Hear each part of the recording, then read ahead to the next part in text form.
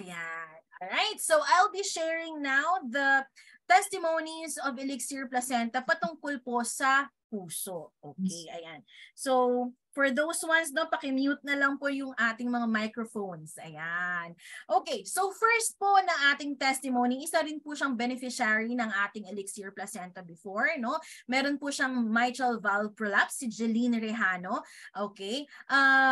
Meron siyang arrhythmia, irregular ang kanyang heartbeat, meron siyang chest pain, may dizziness po siya, madali siyang mahilo, mabilis siyang mapagod, kasi lack ng oxygen na napupunta sa kanyang body, meron din po siyang difficulty in breathing, meron din po siyang fatigue. Ayan, ang kanyang case.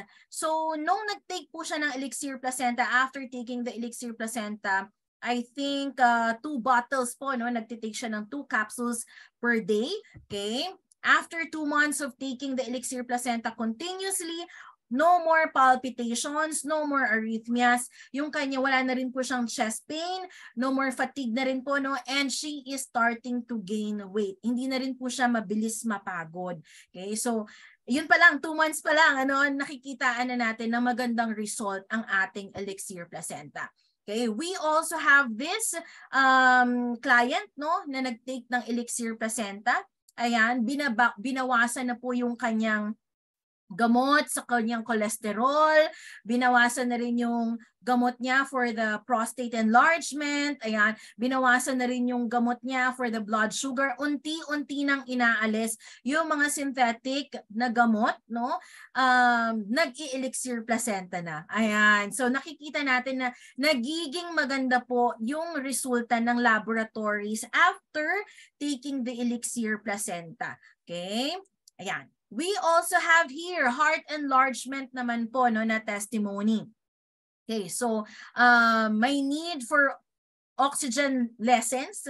So yung nag-oxygen po kasi siya, no? So nung nagtitake na siya ng Elixir Placenta, na lessen na po yung need niya for that oxygen. Okay? Nawala na rin po yung kanyang muscle cramps. Okay? Yung appetite niya slowly nag-i-improve po, no? Ayan. He also mentions over here yung appetite niya completely back to normal na. Ayan. And then can eat properly.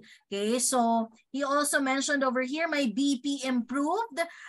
From low blood to stable BP. Okay, mamaya malalaman natin ano ba yung ginagawa talaga ni Elixir Placenta. Bakit gano'n, no?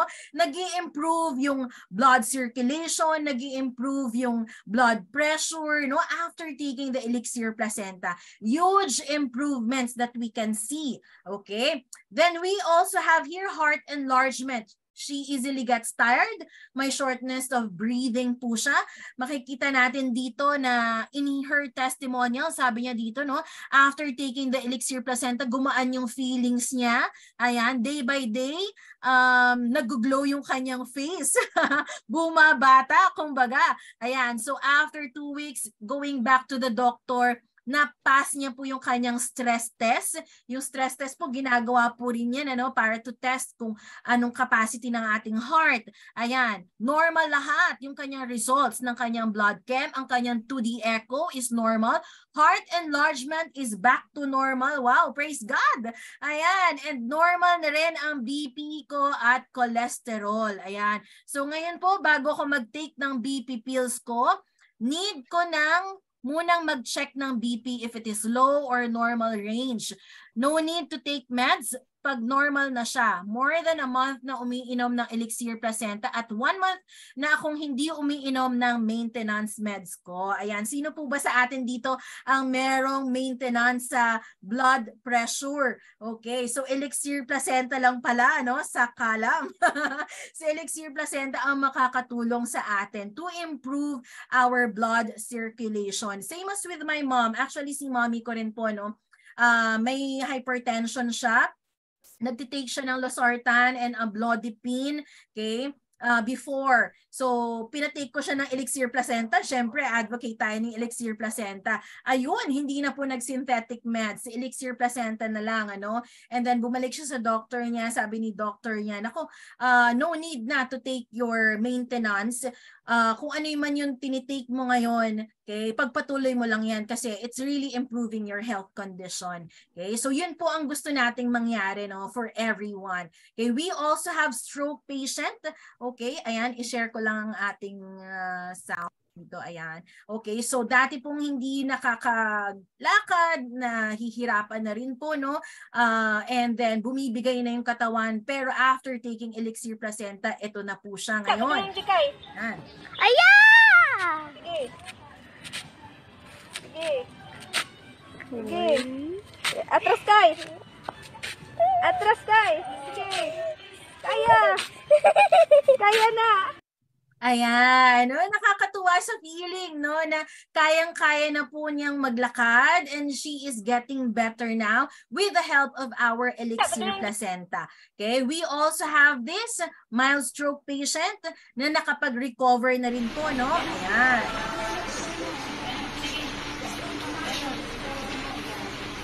So before po, nahihirapan siyang iangat yung kanyang mga kamay.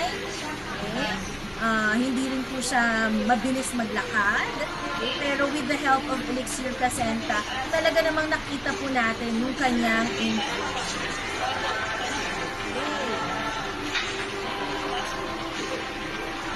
Ayan, alright. So that is our product, Elixir Placenta. Pasimula pa lang po yan, ano?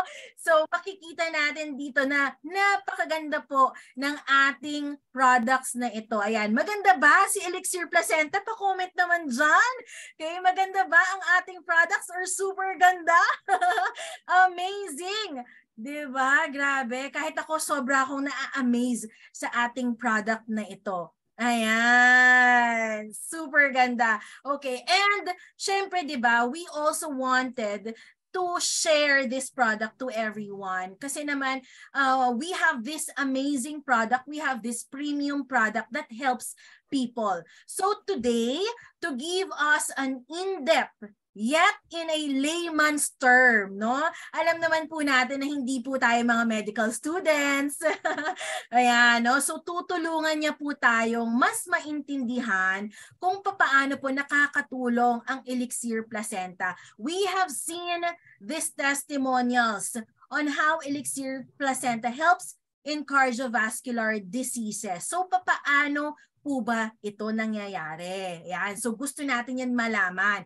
Let's all welcome, sabayan niyo po akong bigyan ng malakas na palakpak ang ating CEO and Medical Director of Asian Center for Ageless Beauty, one of my favorite doctors. At namimiss ko na siya sobra kasi sobra niyang busy. Let's all welcome Dr. Francis De Cangchon. Hello, hello. Good evening. Good evening sa inyong lahat. Hello, Climar. I'm very excited again to be with you tonight. Time for sharing again. Sorry. Very, very fantastic. Amazing yung mga testimonials, no?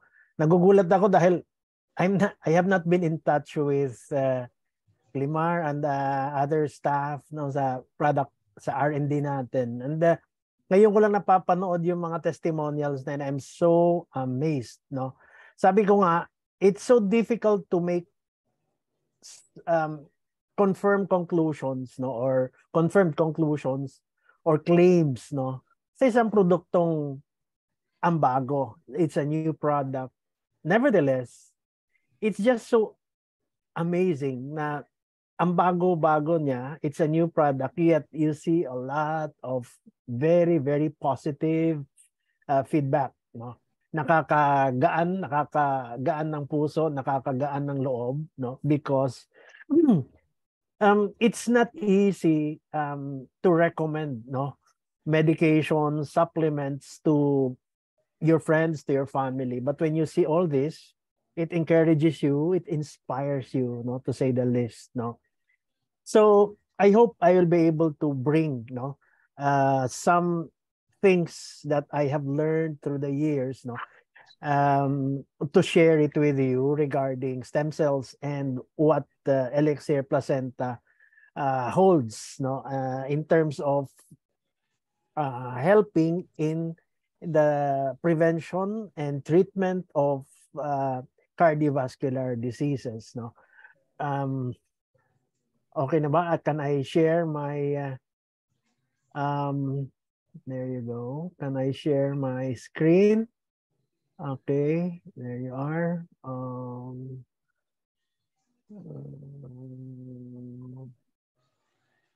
Ba't mayroon ito? Sorry.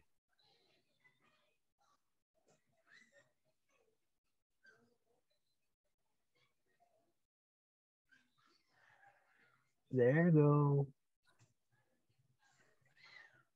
Okay.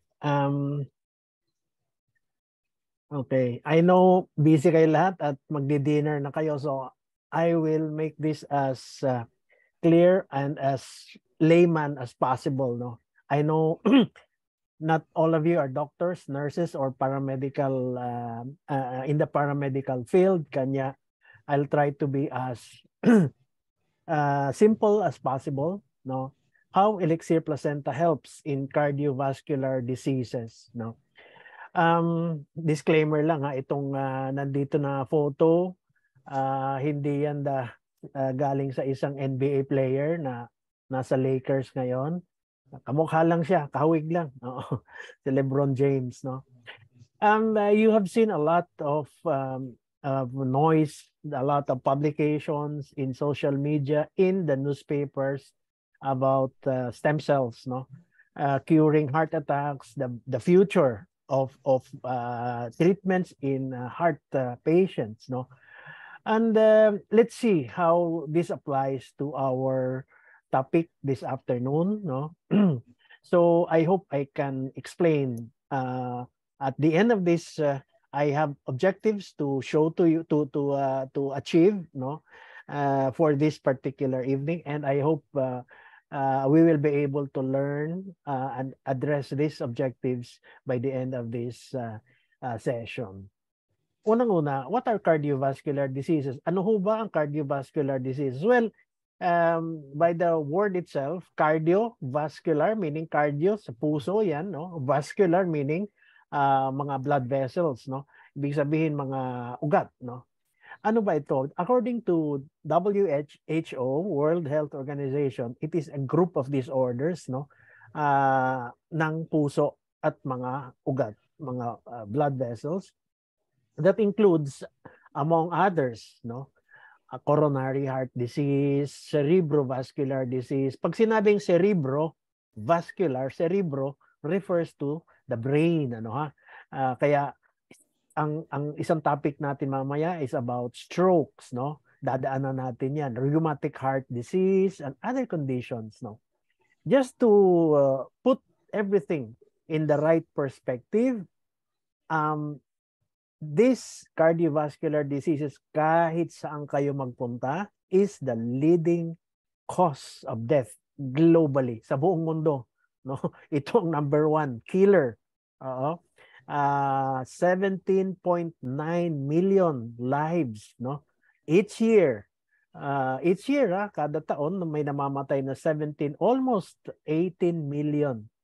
Daig pa yung COVID, no? Masyado lang tayo nagkaroon ng masyadong social awareness noong COVID during the 2019-2020 pandemic. But honestly, even during the pandemic, napakarami pa rin, mas marami pa rin ang mortality o namatay dahil sa cardiovascular diseases. And more than 4 out of 5, no, na mga kaso ng cardiovascular diseases, death, are secondary to heart attacks. Can you imagine? 4 out of 5 is heart attack and strokes. Ang sabi nga ng iba, tridor na sakit ang heart attack, no? 1/3 of these deaths, no? 1/3 ng mga namatay na ito ay premature o hindi expected, masyadong napakaaga sa mga pasyente o sa mga personalities, sa mga tao na wala pang 70 years old. So ang babata, no? Kadalasan, they are at the peak of their career, no? Kung kailan sila nagiging successful, doon tatamaan ng heart attack, no? And it is very devastating for the family. Lalo na kung may sinusuportahan siyang pamilya, masakit, no? Kasi nasa ika nga tugatog ng kanyang success ng kanyang career, doon nawawala ang miyembro ng pamilya na ito. Ano ba ang mga risk factors ng heart disease? The following are the risk factors, no? Unhealthy diet. By this time, siguro sa dami ng mga social media na mga vloggers and all, alam nyo na, kung mas alam nyo pa kisa sa akin siguro, what is an unhealthy diet. But we will go to that later, no? Hindi lang masyado into detail because we might lose our attention on the fact, on the product that we are presenting this afternoon. Physical inactivity. Ibig sabihin, sedentary, ang namang sedentary, pero may ka lang nakaupo, couch potato, puro gadget, puro Netflix, puro K-drama, etc. Hindi ka nag-exercise. Tobacco use, no? Panay ang yosi mo, akala ng iba, hindi yosi ang vape, no? But it has nicotine, it has tar, it has carbon monoxide, so the same thing. Alcohol, no? Is also one of the risk factors, no? So lahat mga bisyo, no? And they also include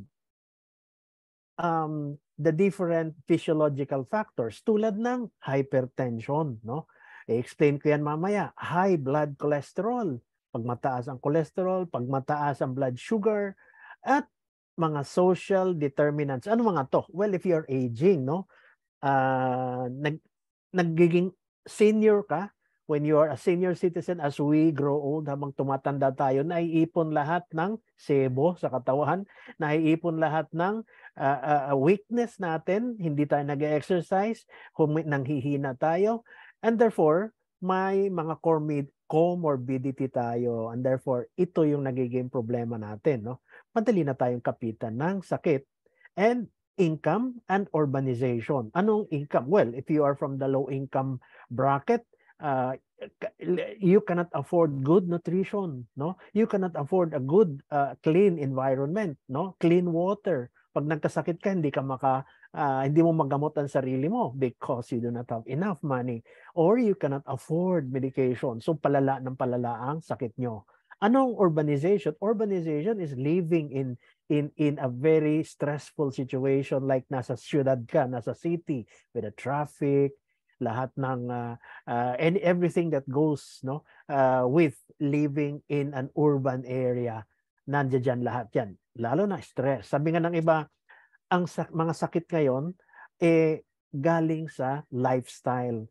It's a lifestyle problem, no? Bakit? Because mahilig ka manood ng mga Netflix, ng mga K-drama, napupuyat ka. So kulang ang tulog, kulang ang puro bisyo, no, drugs, whatever, no?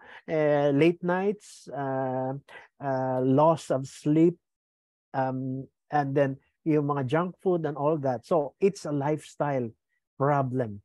So lahat yan babaguhin dapat to reverse everything. Now, ano ang mga manifestations? Ibig sabihin, ano ang mga mapapansin ng isang doktor, ng isang sabihin natin practitioner, at lalo na ang pasyente? What do you have to watch out for you to be able to be alerted? Teka muna, mukhang may problema ako sa puso. Well, maswerte kayo kung ikaw ay conscious about your blood pressure. Kung nag-elevate ang blood pressure mo, hindi ganito ang aking blood pressure dati? Bakit tumataas? Hindi ganito ang aking blood sugar? Okay? Bakit medyo mataas? Bakit ang aking cholesterol tumataas? Ba't ako tumataba? Nag-gain ng weight, obese, overweight, no? These are manifestations, early signs na dapat bantayan ninyo. And therefore, magpatingin sa doktor. Yes, there's nothing better than investing what your hard-earned money, what your savings can. First is your health.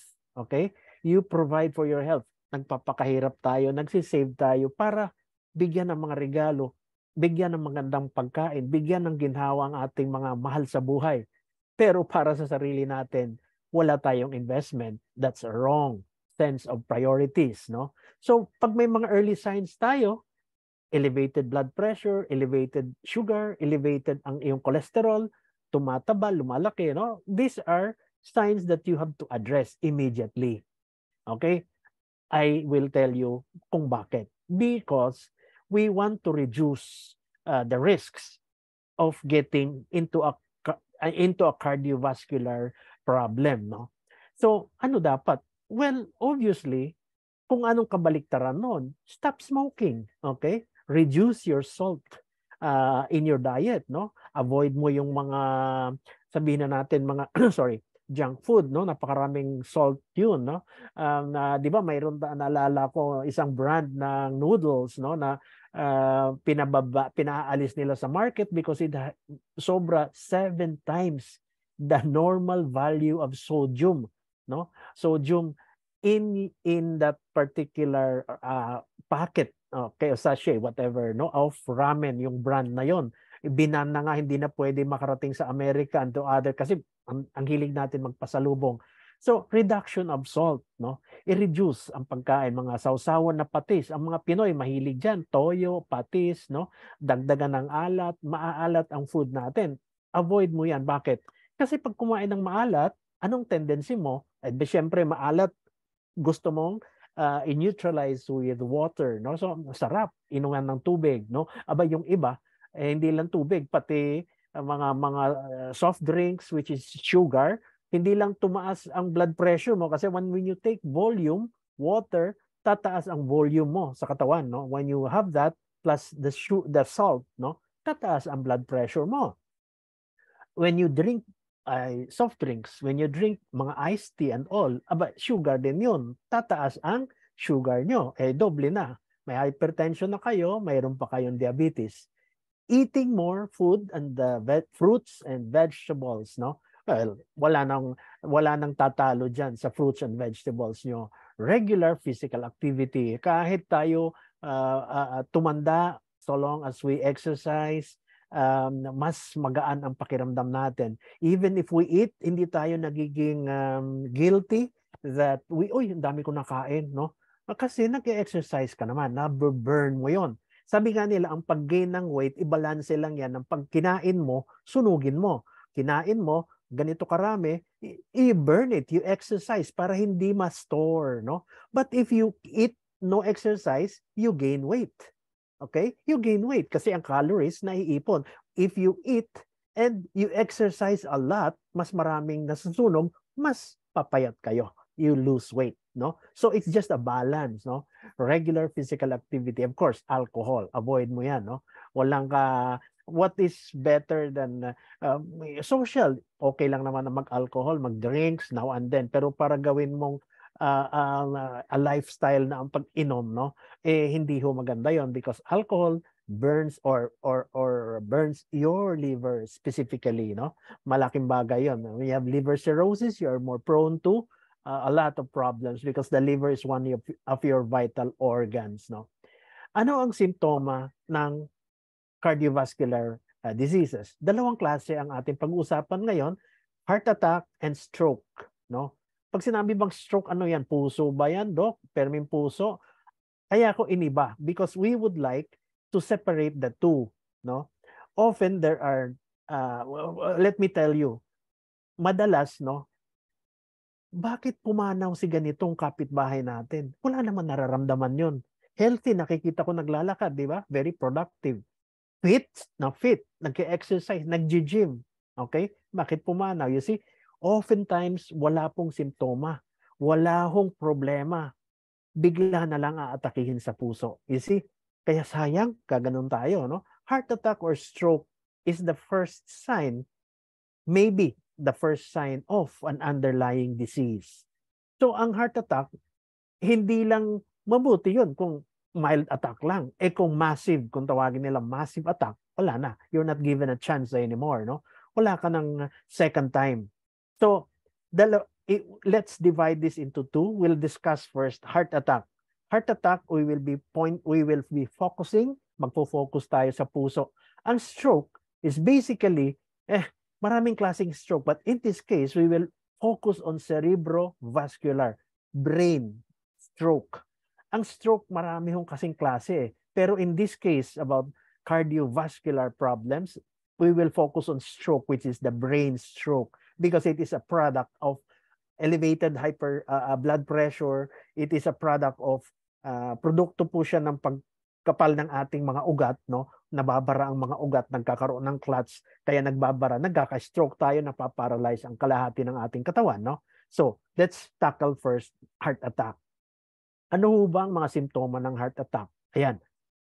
There is pain and discomfort sa gitna ng chest, no? Sumasakit ang dibdib ko. Ang hawak sa gitna. Hindi ho sa kaliwa, sa side. Hindi ho sa kanan, sa side. Hindi ho. Gitna, yan, madalas.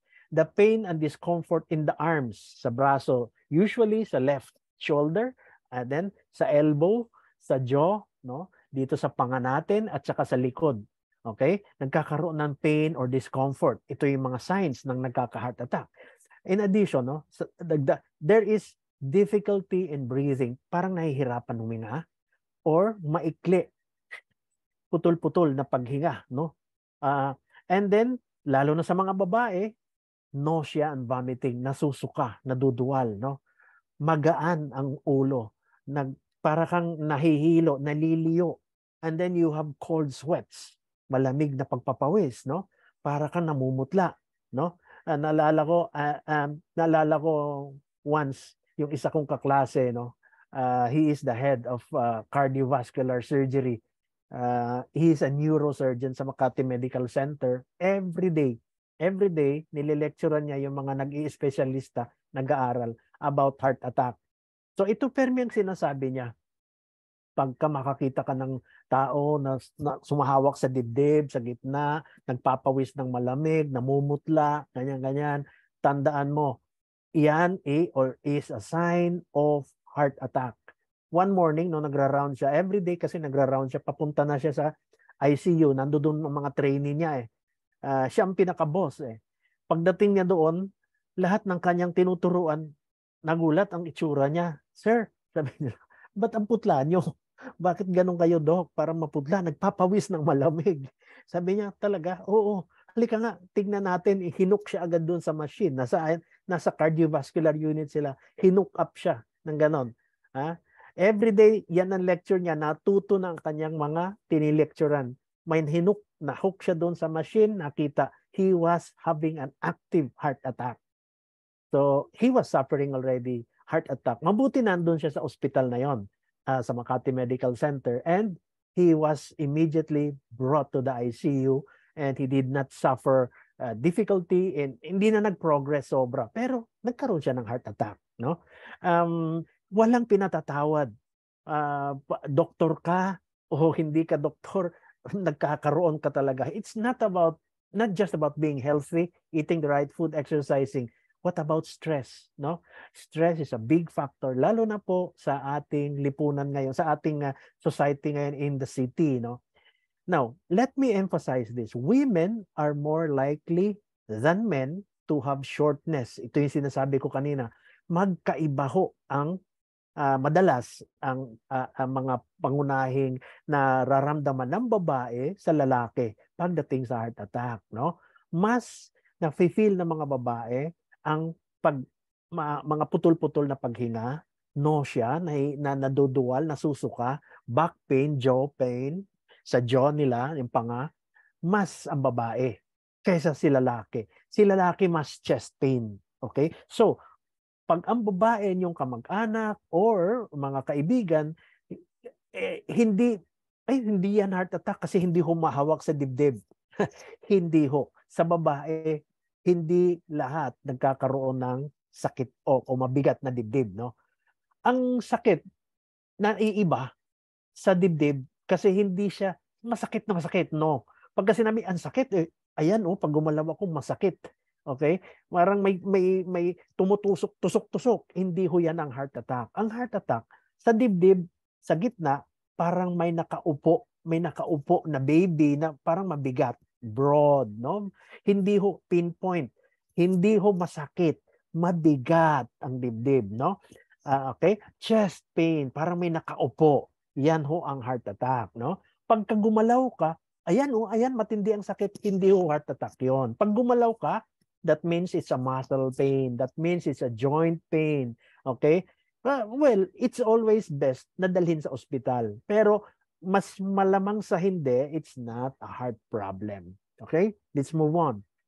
Ito yung sinasabi ko. Ang mga simptomas sa babae, iba. No?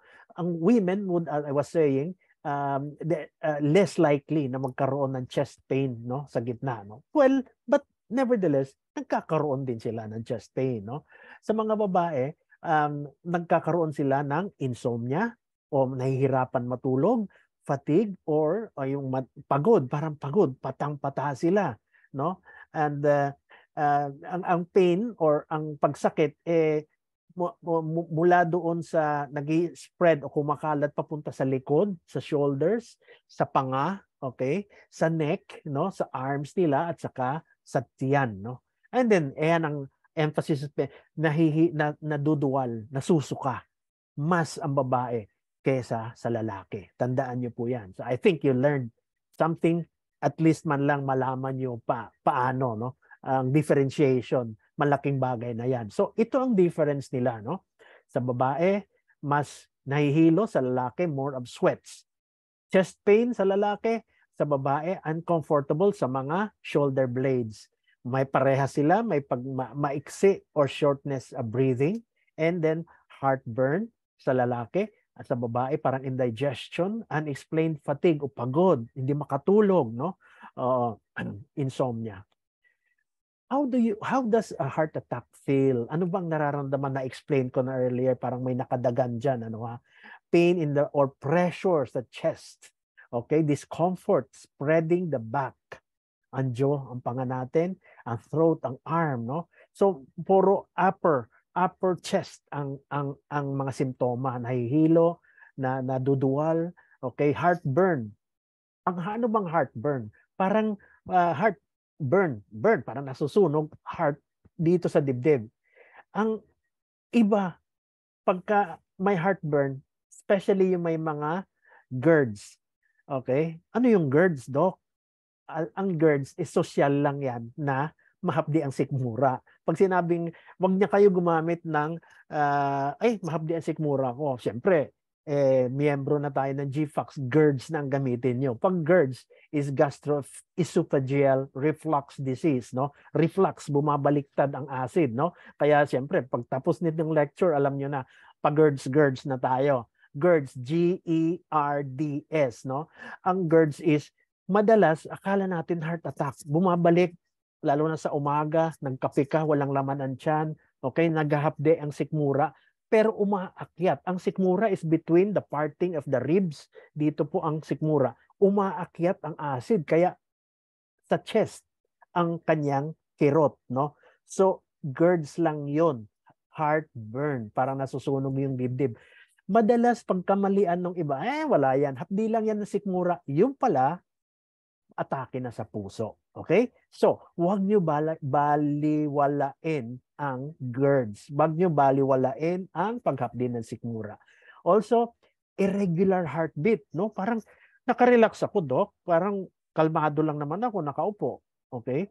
Pero parang iba. Parang mabilis ang tibok ng puso ko. No? Ang bilis. No? Irregular ang heartbeats ko. Isa yan din sa mga nararamdaman ng inaatake sa puso.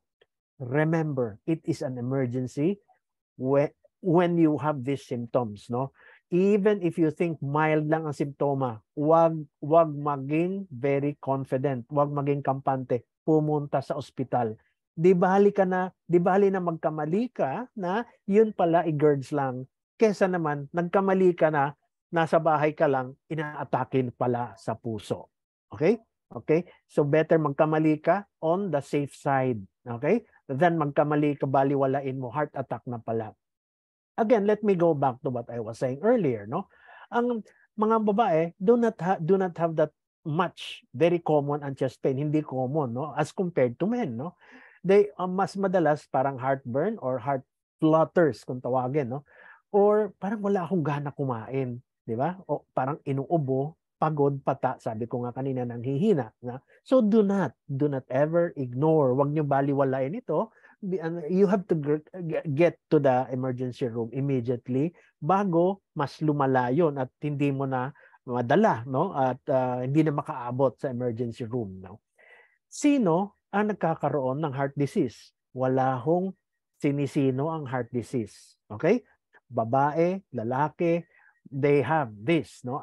Actually, sa ngayon, if you will ask your doctors, ang mga espesyalista ko sa puso, sasabihan kayo, pabata ng pabata yung mga nagkaka-atake sa puso.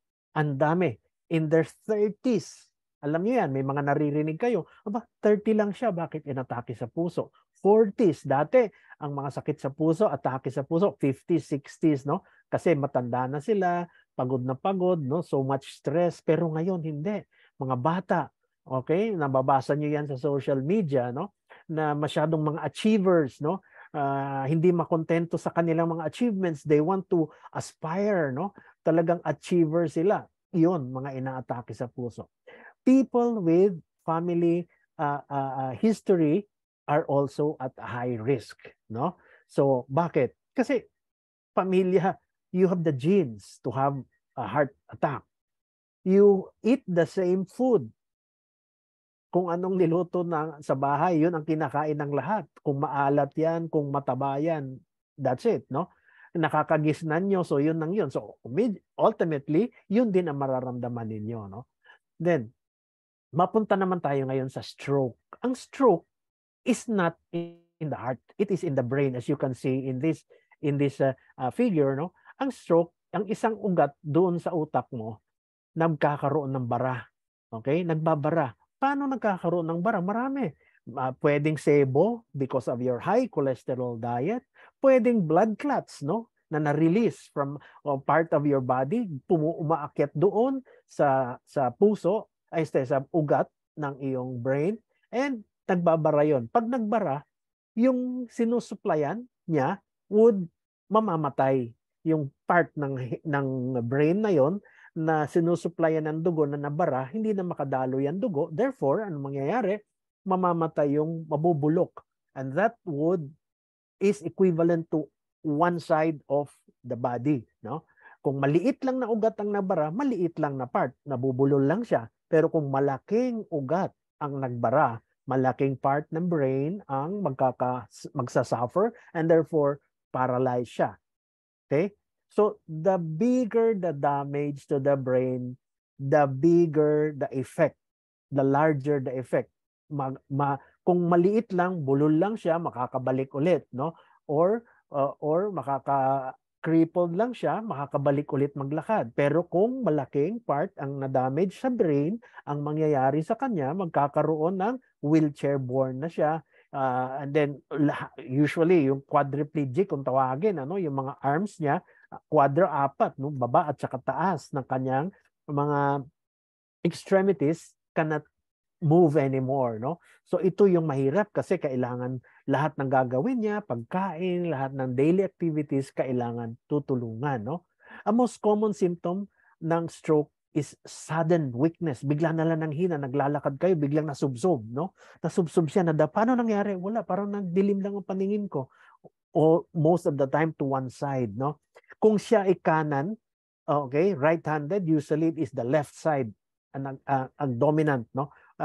Nagko-cross doon sa spinal cord niya. So therefore, ang nanghihina o napaparalyze is on the left side, the opposite side ng iyong dominant side, no? Other symptoms would include numbness, no? Manhid ang mukha, ang braso, ang legs nyo on one side of the body, no? Hemi, ano bang hemi? Kalahati, okay? Hemisphere, kalahati. Hemiplegia, kalahati ng katawan mo ay patay o ngalay o walang pakiramdam, walang function, walang motor function, plegic. Okay? Hemiplegia siya. Okay?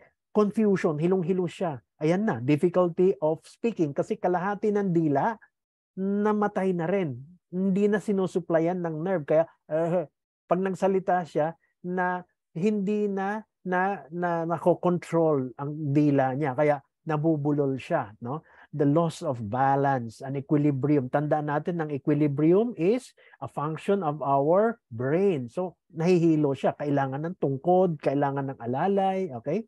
So severe headache. Ang severe headache is, tawag natin, is an aura. Yun ngang nangungunang simptoma bagong magkakaroon na stroke, no? Fainting, nahihilo, nagiging unconscious siya, no? And then, once you have this, no, na experience, dalhin nyo na agad sa hospital, sa pinakamalapit na medical center, no? Now, punta naman tayo sa anong magagawa natin, no? As a layman, ito na tayo eh. So what can we do? Sinabi ni Doc lahat ito. So what can we do? Well, obviously, how can we have revise our lifestyle? Sinabi ni Doc, this is a lifestyle problem madalas, most of the time. So we need to exercise. I have to emphasize that, no? Have time to exercise.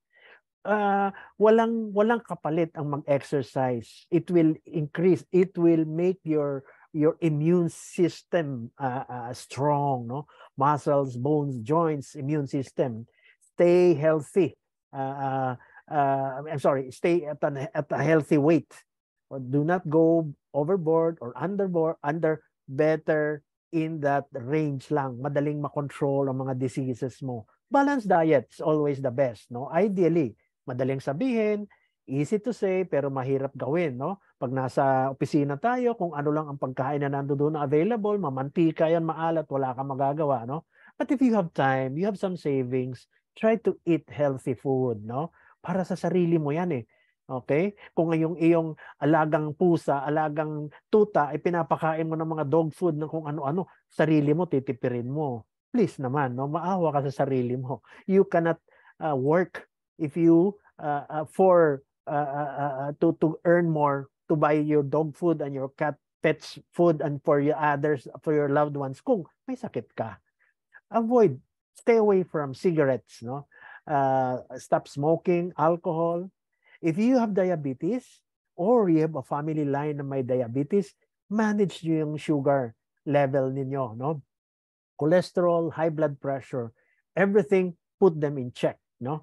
These are things that you can control. Now, madaling matandaan at maintindihan kung makikita nyo ito, no? Madalas makita nyo itong picture. Ito po ang puso, no?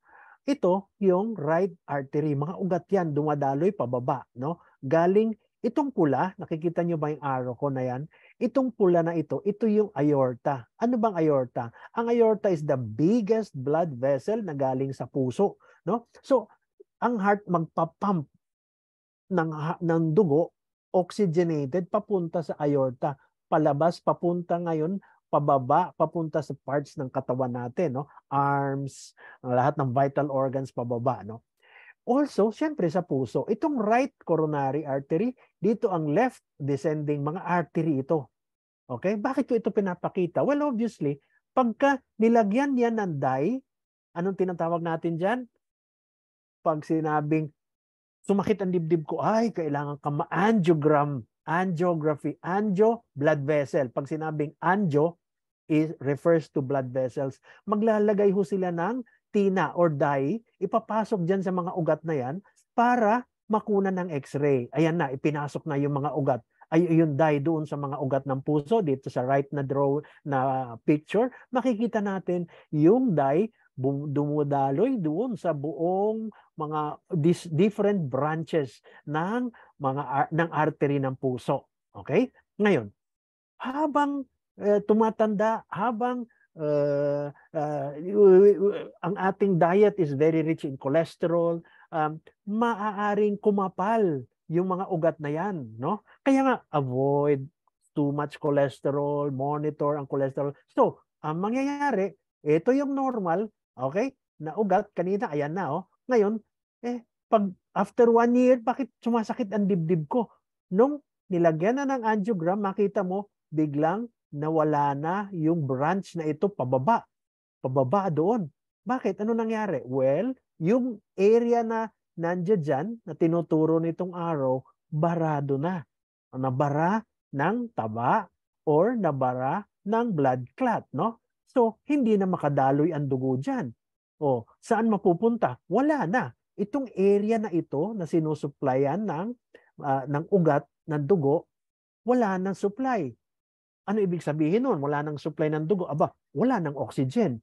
Okay? Kaya tiningnan mo dito sa kabila, nakita mo, bulok na yung area na yan, nangingitim na. Okay? Parang balat, parang laman.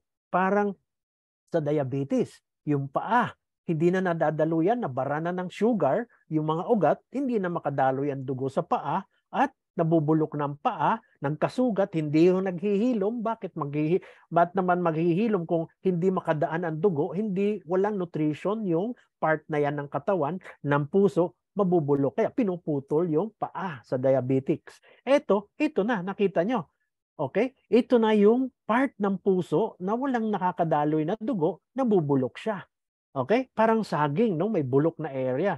Oh, so anong gagawin natin? Mabuti kung mahuli natin at an early stage. Pero hindi.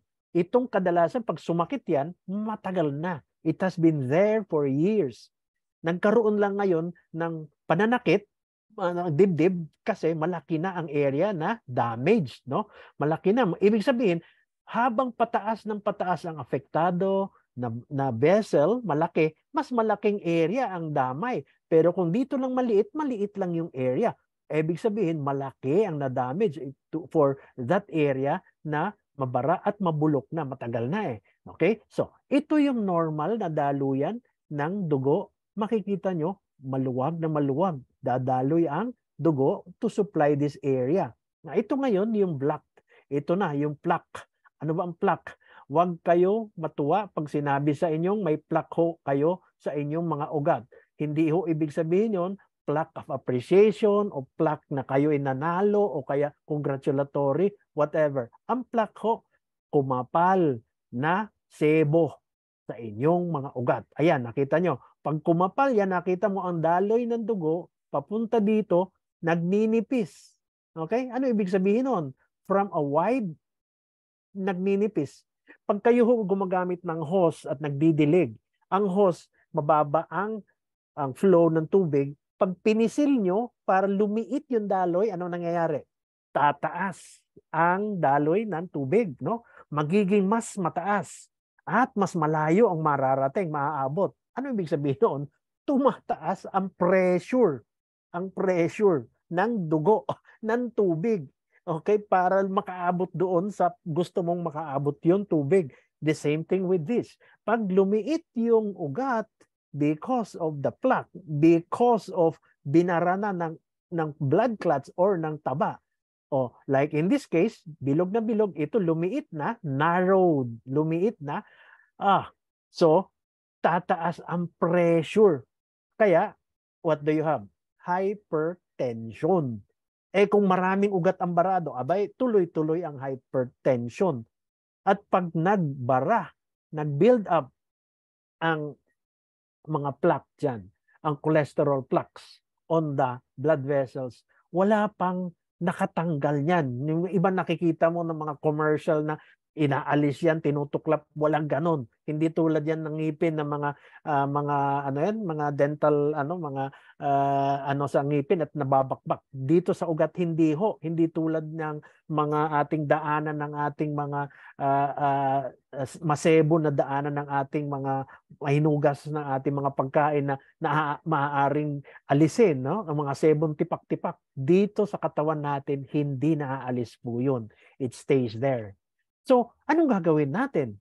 Treatment modalities. Now, I don't want to go into the technicalities kasi hindi naman natin job yun. No? It's not our aim for this evening. Ang madali para sabihin sa inyo, kung nagbara ang ugat na yan, so number one, what treatment is angioplasty.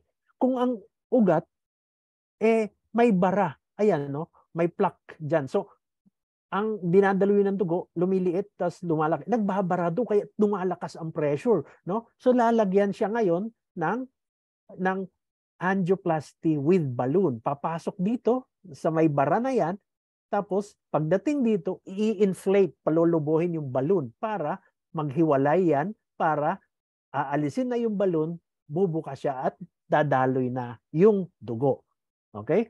Ginagawa yan sa mga early nahuli ng maaga pa, naagapan, na mga nagkakaroon ng heart problem, nag-chest pain, ay may isang barado na ugat. So pwede mo i-angioplasty kung tawagin with balloon. Ano pa ang pwede? Well, ito yung tinatawag naman na stent, no? Ang stent, ganun din, parang angioplasty, pero may bara dyan na plaque, papasok din yung catheter with stent at bubukahin din yan para makadaan. Iiiwan na doon yung stent na yan para hindi magdikit, hindi mabumalik. So, babalik yung pagdaloy ng dugo diyan sa area na nagbara. Okay? So, nagagawa na yan ngayon. Idinadaan sa malalaking ugat natin dito sa singit, iaakyat hanggang sa ating puso. Yan ho ang angioplasty. As far as I know, naglalaro yan sa mga 2 hanggang 300,000 kada ugat na ilalagyan yan. No? So, either isa lang o 2. Pero kung marami at malaking ugat na, ang kanyang problema ay hindi na kaya ng angioplasty yan. Yan ang tinatawag natin na CABG. CABG, Coronary Artery Bypass Graft. Graft. Ano ibig sabihin ng graft? Ang graft sa medicine, ang graft, ang ibig sabihin, kumukuha ng isang part ng ating katawan at ililipat sa kabilang part. So, yan yung mga bypass grafting. Bypass. Sa mga engineer, sa mga construction, ano ibig sabihin? Barado yan eh. Wala nang pag-asa yan eh. Okay? So ang gagawin natin, iba-bypass natin yan. Lalampasan natin yan. Paano tayo babypass? Wala naman anong gagamitin dyan? Kukuha tayo ng ugat galing sa ibang part ng katawan natin. Kadalasan na ugat galing dito sa ating mga paa, sa ating mga hita, binte, at ilalagay, idudugtong. Nakita nyo, ito kanina yung aorta, ayan na, yung kulay blue na yan, inilagay yung mga ugat para dumaloy ang dugo at ilagay dito sa puso para hindi idugtong, isupply yung nabubulok na part. Okay? Ganun, it's more common sense, no? Na walang supply ng dugo doon. Ilagay doon, lagyan, supplyan ng dugo. Kung paano, yun nga sinabi ko, angioplasty, stent, at ito, CABG, ang tawag natin dito. Pag sinabing, ang nanay niyo ho, ang lola niyo ho, ika-CABG. Hindi ho ibig sabihin, kakain ng repolyo. Mali ho yun. CABG is i-bypass. At depending on the number of ugat, mga vessels na barado, yun ho ang tinatawag natin na single bypass, double bypass, triple bypass, no? 3, 4 na ugat, no? Ang paramihan ng bypass yan, patagalan ng operasyon. At sana malampasan niya ito. Kasi kadalasan ng mga pasyente na nababypass ng ganyang kadami, medyo hirap na makarecover. So this is how it is in medicine. I'm just putting it in simple terms, no? Ang tanong ngayon, paano kung ang itong solution is for the area na wala naman na bulok, no? Nahuli natin ng maaga.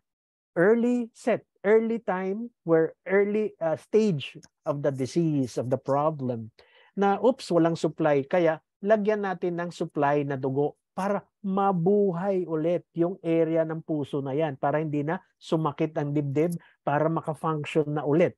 Paano kung tulad ng pinakita ko kanina, nangingitim na, bulok na yung part ng heart na yan, dito sa puso, dito sa gitna, ang tawag natin apex ng puso, na sinusuplayan ng dugo na nagbara, na matagal na hindi pinapansin na bulok na. Kahit anong bypass ang gawin mo dyan, hindi na mangyayari. Hindi na siya mabubuhay. Sayang lang yung operasyon. Sayang lang yung 1.5 million na ibabayad mo for a coronary bypass, no, operation. And that is the minimum, no? So I can say that kasi ang dami ko ng mga ni-refer na mga pasyente na kamag-anak ko na bypass procedure. So kung bulok yung area na yan, tulad nitong area na pinapakita dito, anong solution? Wala. As of now, walang solution, no? So ano ang solution yan? What we have now are stem cells. Para buhayin ulit yan, experiments have been done, no, to put stem cells in the area na may problema, itanim siya doon para mabuhay ulit, mag-develop ulit, magkaroon ulit ng mga heart cells para, ayan, nakita nyo, no? So, paano? Well, pwedeng intracoronary sa loob ng mga blood vessels, ang tawag natin intravenous. Pwedeng ibigay yan intravenously or pwedeng intracoronary sa mga malalaking ugat. And last is direct. Diretso doon sa muscle ng puso. Ididiretso yung stem cells. Okay? So, yan ang stem cells. Yan ang mga rota niya. Pwedeng IV, intravenous, idaan, or intracoronary sa malalaking ugat, diretso na sa puso sa malalaking ugat para hindi na masayang yung stem cells. At ang pinakamaganda is, number 3, sorry, mali ito, no? Direct doon sa myocardial injection or doon sa myocardium or sa muscle ng puso. Ito po ang pinaka-invasive. But this is the most effective dito sa stem cell delivery. Okay? So, ganito, no? Iyan ang mga rota. These are the routes of the different ways how you inject stem cells to the heart muscles. And ganito ang nangyayari, no? Yung damage na part na yan na nangingitim, pag nilagyan ho ng banibagong stem cells, ayan na yung mga baby cells, magkakaroon ng development from the scar tissue, mabubuhay siya para magkaroon ng panibagong muscle cells ang heart niya. Now, there have been many studies supporting this, no, and repairing the heart with stem cells, using it. And I would like to show to you, this one is a European Society of Cardiology research. This one is US ito, American Heart Society, stem cell therapy for heart failure. Dito makikita nila ang findings. It has reduced major cardiovascular events, including death. Although hindi na shorten ang pa-hospital nila, malaking death eh. Ano bang gusto mo kahit na magstay ka in the hospital, but you are saved from death, no? And ang findings nila, ito ang highlights, no, ng mga findings nila, malaking bagay, no? Yung mga heart failure, ang heart attack and strokes dropped by almost 80% using stem cell therapy. Can you imagine, sa 10 na inatake, 8 ang na-save, no? Hindi na umulit yung mga heart attack because of this research nila, no? 80% of these adults, no, also had damages, nag-improve sila. There was no reduction in the hospitalization. Yes, ganun pa rin. But the improvement, especially mortality, no? So, according to this research, makikita dito that the participants, no, naging non-fatal ang mga heart attacks nila or strokes treated with stem cells, no? So, malaking bagay po ito. Do you see how successful these treatments were, no?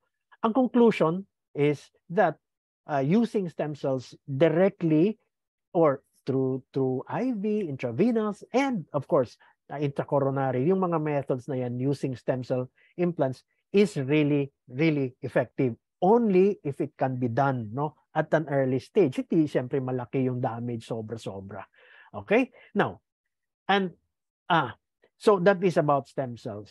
But again, sabi nga nung mga sa nag-advertise, but wait, there's more, no. Ang ating Elixir placenta not only has this, no, it has other already established active ingredients that help in the treatment and prevention of cardiovascular diseases, no? Ito, kaya masasabi natin yung ating mga testimonials, totoo nga na nagkakaroon ng improvement ang kanilang blood pressure, na sabi kanina ni Ma'am Clemar about the mother niya na hindi na iniinom yung gamot. But mind you, remember this, pag nag-umpisa kayo ng EP or Elixir, please don't tell them na stop nyo na yung mga gamot. Hindi, wag.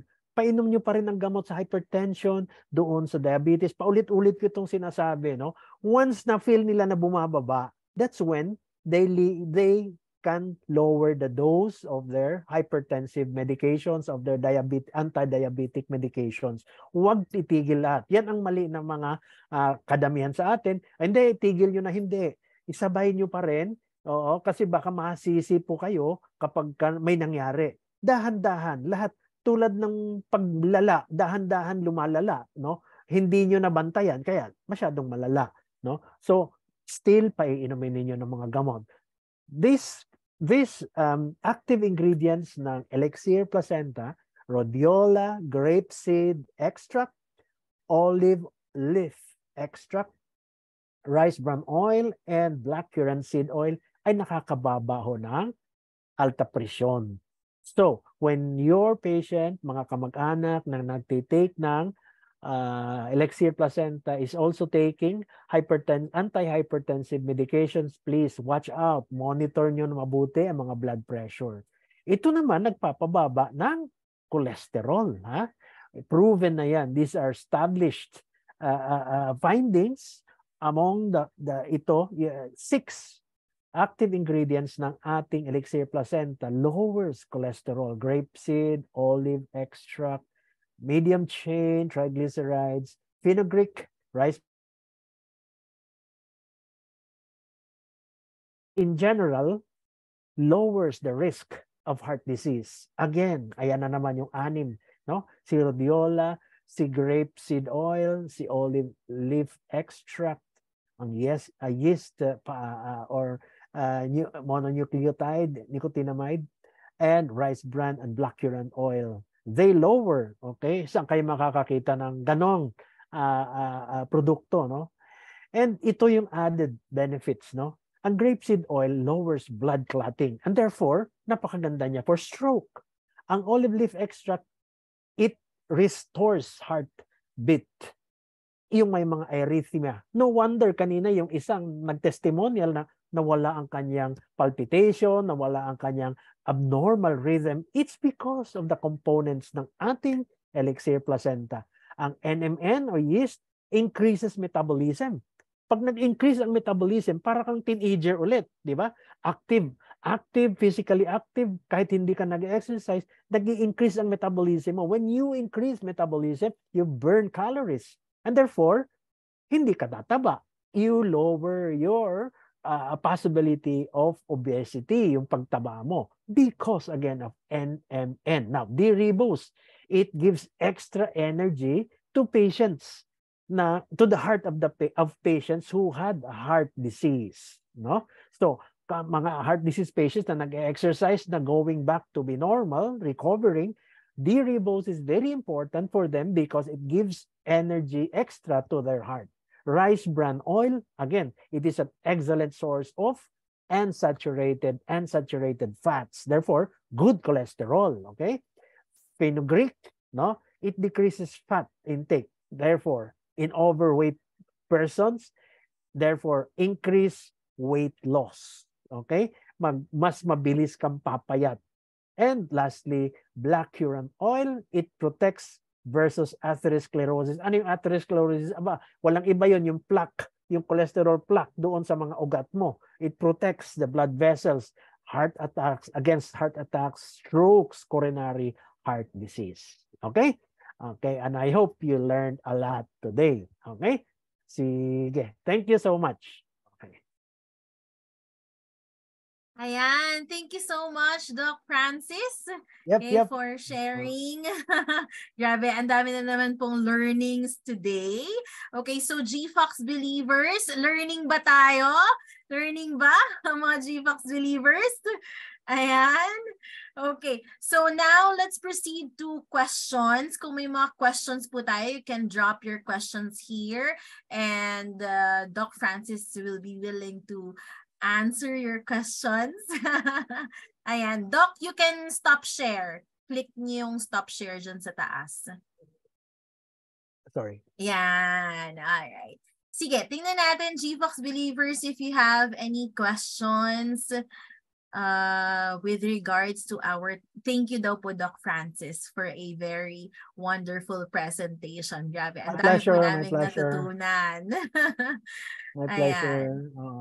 You explain it very clear. Ayan, ang dami na naman pong learnings. Ayan, Thank lalo you. daw po kayong gumagwa po, Doc Francis. Ah. Dahil sa Elixir Placenta. Yes. Elixir, always here on my table, study table, and my desk. Okay. All right. Here, there is a question. Doc, peripheral neuropathy, paano po nakakatulong si Elixir? Ang peripheral neuropathy means yung mga nerves yun, neuropathy. Pag neuro, ibig sabihin nerves, pathy means disease. Okay? May sakit ang mga nerves niya. Peripheral means sa dulo, outside. No? Pag peripheral, talampakan, mga kamay, distant, malayo, hindi sa gitna. No? So, you have to find the cause. Ano bang tanong niya? Paanong gamutin? Paano daw po nakakatulong si Elixir? Because ang peripheral neuropathy, maraming causes, no? Aalamin mo, ano bang cause? The only way you can find out is, of course, you consult a neurologist, no? Neuro, again, yon about neurologist, about the nerves, specialista. And in most cases, nangyayari yan sa may mga diabetes. Okay? Bakit? Kasi hindi na makadaloy doon yung dugo sa dulo, sa kamay, sa paa, no? So these areas are deprived of enough blood. When you say blood, wala na supply doon, wala nang oxygen. Remember, blood has oxygen. Kaya naman, I keep emphasizing, blood always passes the lungs para kumuha ng oxygen para ibigay sa ating mga organs, sa balat, sa ating mga nerves, sa ating mga vital organs, sa liver, kidneys, etc., the brain, no? Pagka kulang, the heart pumps faster. Okay? Ngayon, pagka may usually diabetes, no, it blocks the different areas that dadaluyan ng dugo, and therefore, ang naaapektuhan niya, nanghihina, nagkakaroon ng peripheral neuropathy, weakness, fatigue, sabay-sabayan, no? The peripheral neuropathy is just one manifestation. Do not treat. Sabi nga natin, don't treat the symptom. Yung simptoma ng peripheral neuropathy is something deeper. May deeper problem siya. It could be a diabetes. It could be impinged.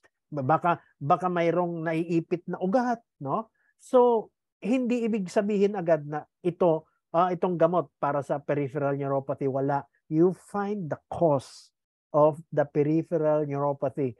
Kung ano man ang kanyang nararamdaman, hanapin. Kasi that's the only way na matitreat mo. If it is diabetes, kahit ano pa ang inom niya ng Elixir Placenta, kung hindi kinokontrol ang sugar, peripheral neuropathy will continue. So, always find the cause. Parang sakit ng ngipin. Masakit ang ngipin. Take lang ng take para sa pain. When in fact, ang kailangan pala pastahan. See? So that is the problem. Treat the problem, not the symptom. Always remember that. Okay. Okay, thank you for that, Doc. With regards to diabetes, may question din po from Rain Mancao. Pwede daw po ba ang Elixir Placenta sa nag-i-insulin? Yes, of course. Pwede. Bakit naman hindi? Ayan. So there's a question also. Pwede po ba sa Elixir yung may glaucoma and cataract? Yes, pwede ho. Okay. Pwede daw po ba ipagsabay si Elixir with vitamins? It depends on the vitamin. Yes. The answer first is yes, no? Unang-una, you would have to find out ano ba ang Elixir, what active ingredients of Elixir is already present doon sa vitamins mo. Because kung nandoon na, you're duplicating. Sayang ang pera mo. Okay? What I'm trying to say, stop mo na yung isang supplement, Elixir na lang i-take mo. But if there are active ingredients in your other vitamin na wala sa Elixir, like what? Vitamin C, for example, di ba? You can continue taking vitamin C with Elixir. That's my point, no? So, huwag na duplicate. Sayang. Yeah, oo. So, Ibili mo na lang, imbis na supplement na additional, ibili mo ng spirulina. Ibili mo Yeah. ng other products natin, no? Yes. I-expose mo yung ating ibang products, no? Mm-mm. By the way, um, not because I want to discourage you, but sometimes I receive messages, no? Wala pang love proposal.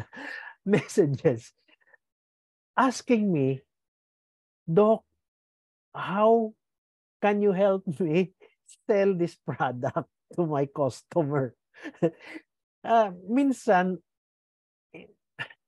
hindi naman sa, not because I am a poor businessman, but I think your Ma'am Klimar and the rest of the product trainers are more qualified than me to help you out in, or even your mentors, kasi they have more experience than me, no? The science behind the product, let's discuss it. But getting your product, selling it, how to sell it, yung mga mentors nyo, yung sila, and your product trainers will be in the best position to really help you out. Kasi baka pagtawanan lang nila ang isasuggest ko sa inyo because I don't have much experience when it comes to product marketing, no? Mahina po ako diyan. Yan ho ang problema ko eh. I just explain the science behind the product. Ayan, tama. The science behind the product. Okay. Ayan, so may concern po dito, Doc. Medyo hindi daw po naging maganda yung sleep niya nung nag-start siya ng Elixir Placenta. Ano ang ibig sabihin nun? Hindi naging maganda, meaning maikli, meaning nagkakaroon ka ng nightmares or whatever, no? I don't think it is look for other causes of that, no? Unang-una, when do you take Elixir, no? Timing of taking it. Look at the other things that you are taking aside from Elixir before you go to sleep. Tingnan mo, mayroon ka pa ba ibang mga gamot na iniinom? Tingnan mo ano bang activity mo. Baka masyado pang excited ka, you came from an exercise, yung iba galing sa gym, mataas pang adrenaline mo, o galing kang, these are things that we have no control of, no? But timing of taking Elixir is very important, no? Hanapin mo ang magandang cycle. We call it the circadian cycle ng katawan mo. When is the best time to take EP, no, Elixir? Yung iba morning, yung iba tanghali, yung iba gabi, no? Me, I take it at night. Sarap ng tulog ko. Maniwala ka. I don't know, hindi ko na alam kung nag-snore ako. Basta as far as I'm concerned, I reached the third or the REM, REM, or the rapid eye movement level, which is the highest form of sleep, no? Kaya pag gising ko, ang sarap ng gising ko, and very satisfying ang sleep ko. Hanapin nyo po alin doon sa cycle nyo ang the best. Take it in the morning, take it in the afternoon, take it in the evening, and then observe nyo po what would be the better time for you. Kasi kanya-kanya hong body clock yon eh. Merong iba there panggabi, mga call agent, mayroong iba pang araw, may iba pang tanghali ang trabaho, excited sila, nag-exercise sa umaga o kaya gabi o kaya hapon. So fit it with your lifestyle. That would be my better suggestion, my recommendation. Yeah, that's right. Ako din, before bedtime, ang sarap matulog. Okay. There are some questions over here, Doc, that wanted assurance lang po, no? Kakalabas lang po ng hospital 2 days ago, stroke, half body, paralyzed. Pwede daw po bang mag-take ng Elixir Placenta? Yun ang madalas na tanong sa akin, no? Yeah. Pwede ba mag-take ng ganito, paralyzed, o kaya naka-tube, mga ganon, no? The first thing is, nakita nyo ng gaano kalaki yung Elixir, no? Para hindi nyo na ako tanungin, the first thing is, kaya ba niya inumin, no? Because kung pwedeng, ang tanong niya, pwede ba niyang inumin? Pwede. Why? He needs it Minimum, minimum. He needs it because it's a supplement. He needs it to boost his immune system. Bakit? Because when you boost the immune system, mas madali siyang mag-improve doon sa mga gamot na binibigay ng mga doktor niya. Laban doon sa kanyang stroke, laban sa kanyang cancer, laban sa kung anong may sakit siya. You see, it will really, really make your immune system stronger, and when that happens, you're able to last more longer, yung chemotherapy, yung radiotherapy, yung mga yan, no? So, importante, kaya niya ba uminom? Kasi, yung mga stroke patients, may gag, napaparalyze din yung gag reflex. Kaya, yung iba may tube. So, anong gagawin natin kung hindi siya maka-swallow ng tablet, di ba? Hindi nga po pwede. But if they allow a tube to pass through, I mean, the medicine to pass through, which most of the time, ginagagawa nila, they use a bigger caliber, now yung mga gauge 16 o gauge 14, okay, na mga NGT o nasogastric tube, no? Pagka ganun ang mga kamag-anak nyo o pasyente nyo, better use a bigger tube, no, kamo. Sabihin, wala ganun, hindi available sa Mercury, etc., etc. Yes, nangyari na yan sa akin, and I recommended them to at patawagin niyo sa akin. I can recommend them to, some doctors are selling it, no? Kasi special type yun eh. It's a bigger caliber na makakadaan yung mga big medicines, no? Yung iba nakapeg na sa tiyan, nakapeg dito sa lieg, para ang peg hindi ho yun it's just a source of tube for nutrition, no? At saka medicine para makapasok sa loob, bypassing the oral or the swallowing reflex, kasi hindi makaswallow dahil nagka-stroke, hindi nakaswallow dahil may problema sa lalamunan, okay? So, nagkakaroon ng parang bypass, parang ginawa natin kanina sa puso, no? Dito sa lieg o kaya sa tiyan. Pwede. Okay. Ayan. So, pwedeng magawa ng paraan. As long as pwede. kayang mag-take. Okay. Oo, Ayan. definitely. So, Doc, pwede po ba si Elixir Placenta sa merong anxiety and depression? My anxiety and depression. Bakit naman hindi po pwede? What do you want to achieve with a person with anxiety and depression? Depressed siya, okay? So, or may anxiety siya. Parang manic depressive siya, no? MD kung tawagin namin, no? So, mayroon siyang mania, ibig sabihin hyper excitable, mayroon naman depression, may malungkot, no? So, nagtitake yan ng gamot, definitely, no? Ang problema lang, hanapin nyo again yung cycle, no? Kasi yung iba na nagkakaroon siya ng manic depressive, pag manic, active. Pag depressed, siyempre, nagmumuni-muni, matahimik. Pero pag manic, tiyak ako may gamot yan na binibigay, no? Pagka nag-take siya ng gamot at bumaba, at nag-take pa siya ng elixir, nagsasabay ang effect.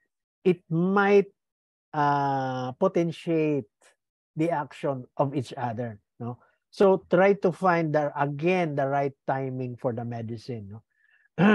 So you have to again find out how ano ang mga gamot na tinitake ng pasyente that might, parang hypertension, nakakababa na ang elixir ng blood pressure. So kung nag-hypertensive, anti-hypertensive medicine pa siya, babagsak sobra. Okay? So it's important na ma-regulate mo ng maayos, no? Ang mga kanyang gamot, no? Ang kanyang mode of treatment. Okay, thank you for that, Doc. Okay. There's also a question, kapag after mag-take ng elixir at nahihilo, need po ba mag-stop or continue ng take pa din? Hindi. Kung nahihilo, alamin ano bang cause ng hilo niya, no? Gutom ba siya? Okay? Alamin what is causing ng hilo. Because ang daming nagtitake ng elixir. So far, wala ako masyadong nalalaman na nahihilo. So, ito pang isang mistake natin, no? Oras na may nangyari sa pasyente, nagtitake ng elixir, ang tendency is always to blame elixir. Di ba? Mali, di ba? It should not be that, no? Hanapin muna yung ibang cause. What is the most logical cause, no? Ng kanyang pagkahilo, ng kanyang pagsusuka, ng kanyang pag-allergy, etc. Instead of blaming immediately what the patient took, when in fact it is just a supplement that the patient is taking. So why blame it agad doon? Instead of looking for the cause, malay mo, ang cause pala niya, error of refraction. Kailangan pala niya magpanibagong grado ng kanyang mata, no? Eyeglasses, no? Pinagsisisi niya yung elixir. So what my point is, don't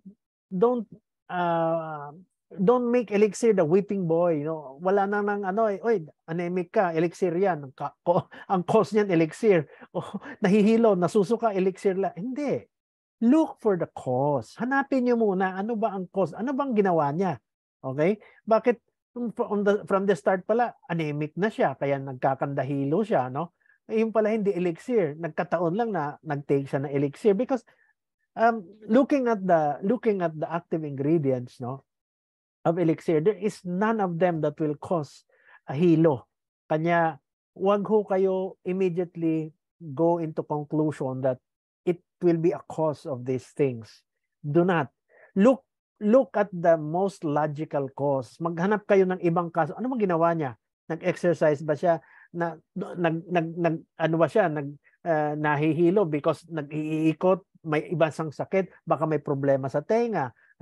Baka may problema sa kanyang equilibrium, baka may problema. Instead of blaming it on a medicine that does not cause that. Okay? Wala hong, ewan ko, ganun ang Pinoy, naging ugali ho ng Pinoy yan eh. Yung agad maninisi, maghahanap agad ng, at kung ano ang kanyang, not unless it is allergy. Okay? Nangati siya. If you are allergic to a component of the medicine, not only elixir, but any medicine, stop it. Observe mo, okay? Ito kaya, bukas, mag-take ako ulit.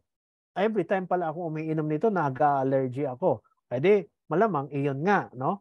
Ipinigil mo, o nawala. That means, allergy ka doon sa aspirin. Allergy ka doon sa mefenamic acid, whatever it is. So, it's very important that you find out.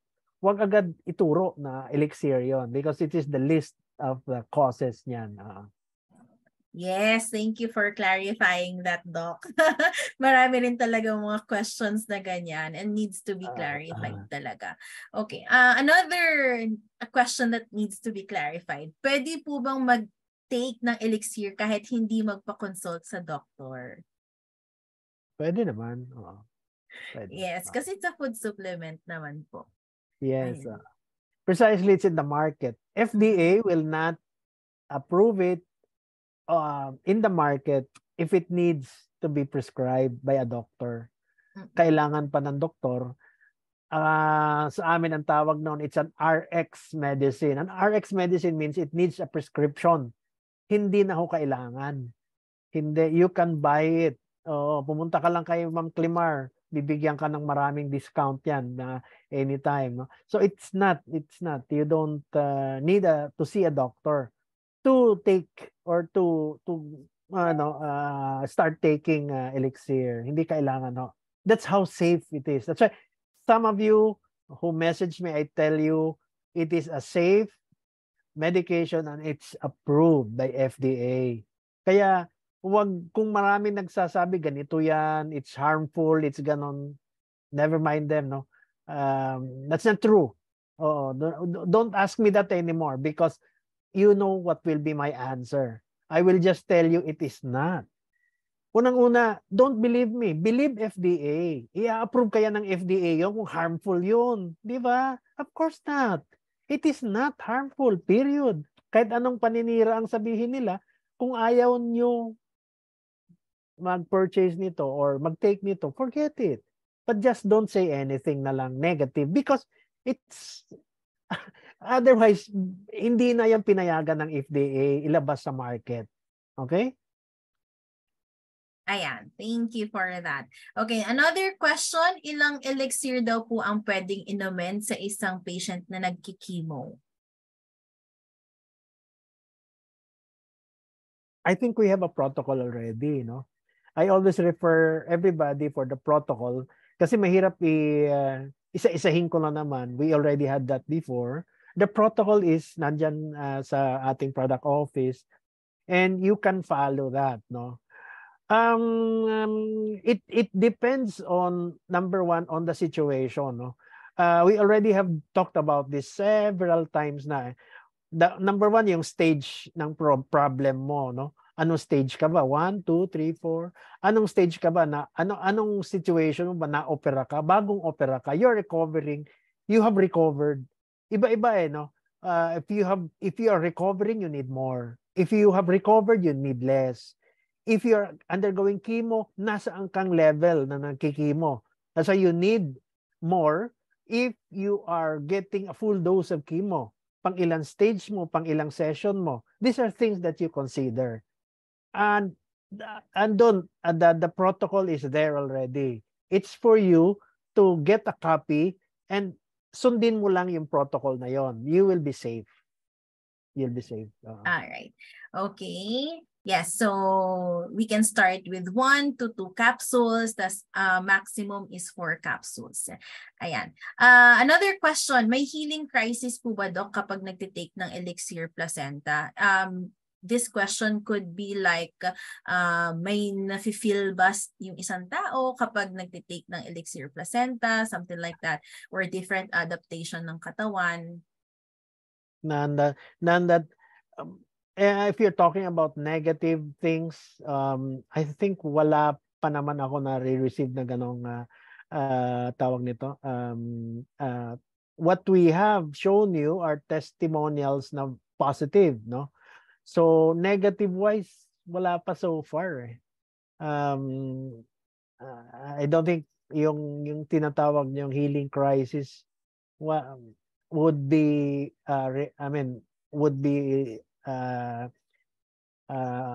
up to this, no? It's apt. Wala akong maisip na, I don't know, kayo, Climar, meron ba kayo sa office na tanggap na some problems? like for example, Doc, pag nag-take ng elixir placenta, sometimes at first nagko-constipate, ganyan, tapos pero kapag tuloy-tuloy okay naman. Pero as of now na sobrang severe na adverse effect, wala naman, Doc. And in some cases, because of may fiber content ang elixir, it should even give you better bowel habits, no? So wala akong makukuha . And ganito yun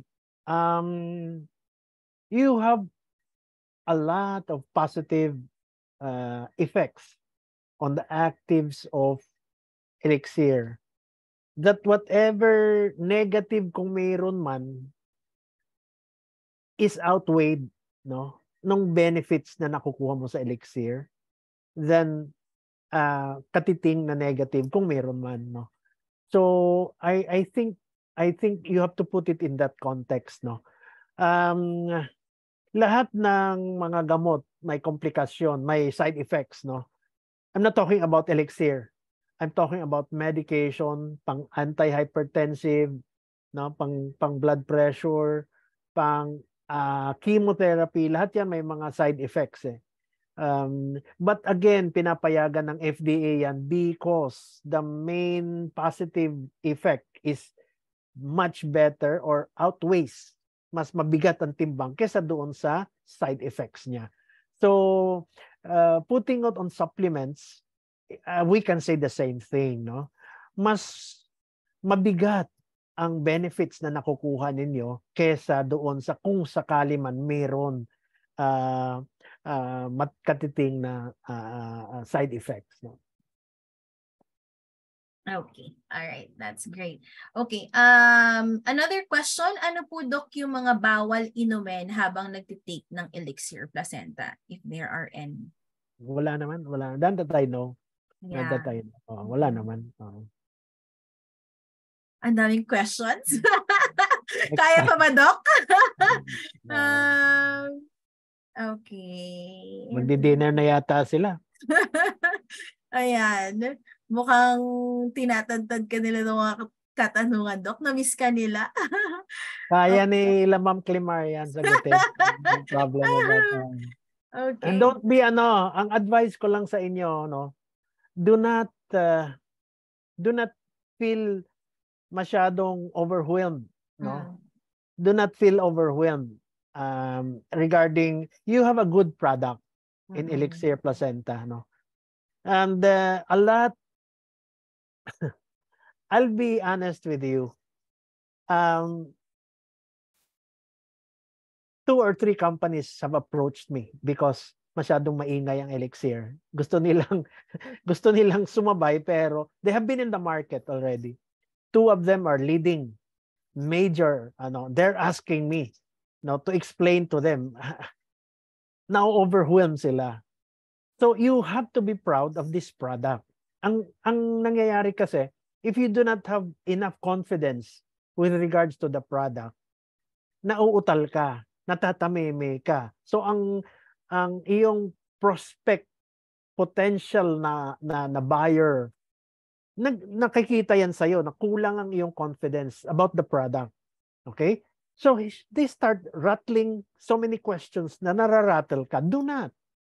You have, if there are things that you have to learn, you get in touch with our product office, no? Para maituro sa'yo. Go to your mentor. They'll teach you how to tackle these things.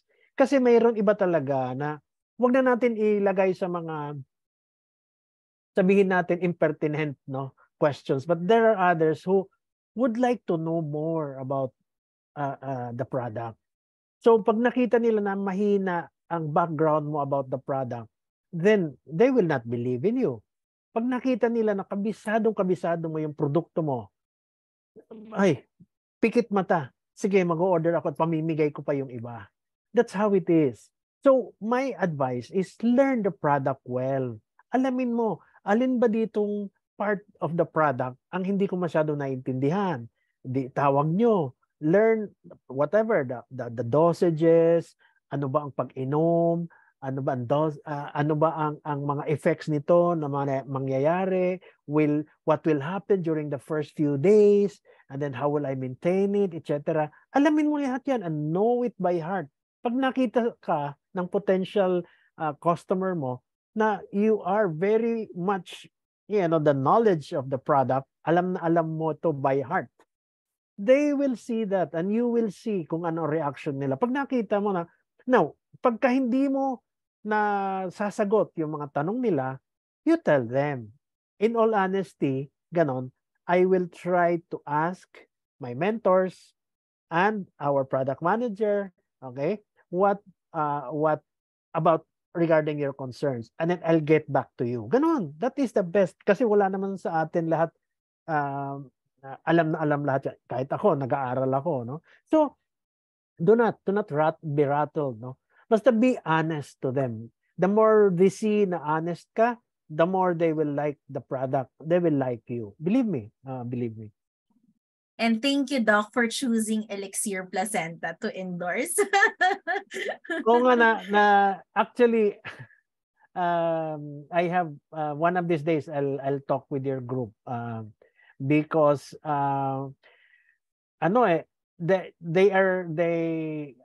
one company even visited me, and then nagulat ako one time, nagulat ako because I thought yung mga nag-send sa akin nag-add sa akin as friends, sabi ko mga GFAX to, so I'll add them. Nagulat ako, tinitingnan ko, hindi GFAX. They belong to one company, and alam ko dahil yung dati nilang endorser, estudyante ko dati. So tinawagan ko, sabi nila, ano yan, ganito yan. Sabi ko talaga, oo, sabi niya, I was with them before I left already, no. And really, they are very aggressive, no.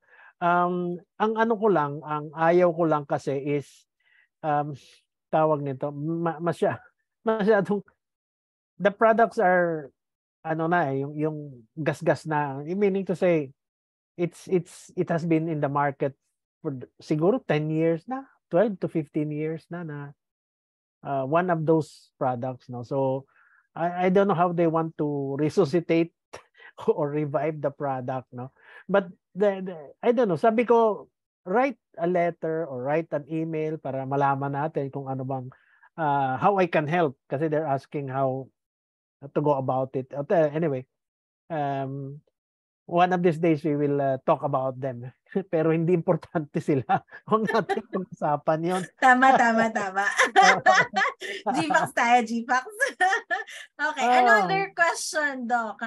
Stage 4 breast cancer with bone metastases. Okay, ang recommended sa kanya ng doctor is to undergo radiation. Pero ngayon parang gusto nila mag-elixir. What would be your recommendation for that? That's a familiar, kung sino man yan. That is a familiar question. I already answered that question. I already told them about it. Go ahead. You need that.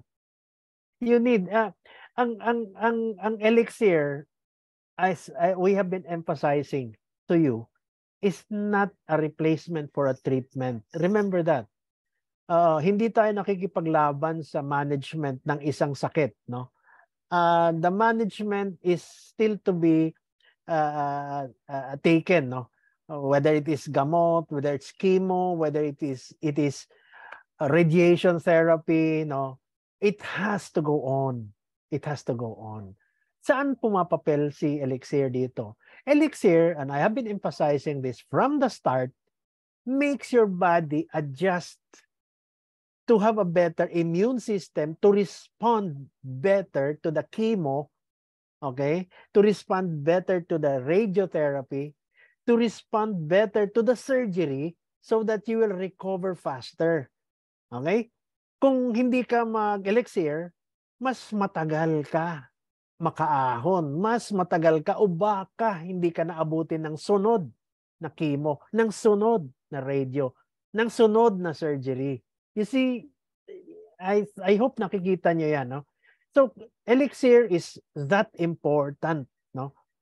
Parang aanhin mo pa ang pera mo pang cobalt, pang chemo na next session kung hindi pumapayag yung katawan mo. Talagang yung katawan mo talagang lantang-lanta na. Parang hindi na kaya ng another session. So ang gagawin ngayon ng doktor ay hindi niyo kaya. Pagpaliban natin next month na lang ang next chemo. By next month, dumoble na ang cancer mo. You see? So, paano yun? Imbis na pagaling ka, patindi. In short, you are going higher to the next stage, worse. Okay? Then, kung ikay nag-take ng elixir placenta, malaki ang chance na ang immune system mo would have been better, would have fought, lumalaban siya, at kaya, sige, gawin natin ang chemo nyo ngayon. Sige, kaya, gawin natin ang cobalt. You see, that is it. That is the big difference. We will never make claims that elixir will take the place of chemotherapy. No. Iba ang action ng elixir, iba ang action ng chemotherapy, iba ang action ng cobalt therapy. Okay? Okay, thank you for clarifying that. Okay. It's because we can take the chemotherapy as long as may clearance tayo from the doctor, diba? And then yun nga sabi ni Doc Francis na when time comes na hindi na kaya ng katawan, diba? Hindi naman tayo bibigyan ng clearance ng doctor. So pwede naman pong pagsabayin si elixir placenta while you are doing your chemotherapy. Ayan. May parang gusto lang sigurong ma-assure nito, no? Baka daw po kontrahin ng radiation ang elixir. May ganun ba, Doc? Huwag kayo mapag-isip. Panlalalim ng iniisip nyo. Ba't naman kukontrahin ng... Huwag nyo isipin na ang elixir kontrabida or mangungontra. Hindi ho. It is a very good supplement. It will help the body recover. It will help the body delay any problem, health problem, no? So do not overthink. Do not worry, no?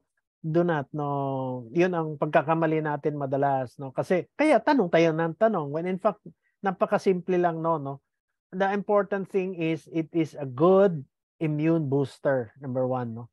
So, hindi ka na dadating doon sa problemang malaki. It prevents. Sabi ko nga sa'yo, before, cancer, preventive, During cancer, you will not progress to a higher stage. And after cancer, you will be receptive to the treatment modalities na gagawin, mas tatanggapin ng katawan mo because pwede ka mag-chemo ng madalas hanggang gumaling ka, pwede ka mag-radio, cobalt ng madalas para gumaling ka, then kung hindi ka nag-elixir. Okay. All right. Ayan. Thank you very much, Doc Francis. Ayan. So for sure, na-miss ka talaga ng GPAX Believers. And thank you very much once again for your time for tonight. And thank you, GPAX Believers, sa lahat ng mga nag-attend po sa atin. So this training is also recorded. We will be posting this one as well. So thank you, Doc, and hope to see you next month. Bye-bye. Bye-bye. Bye-bye, GPAX Believers. Bye-bye.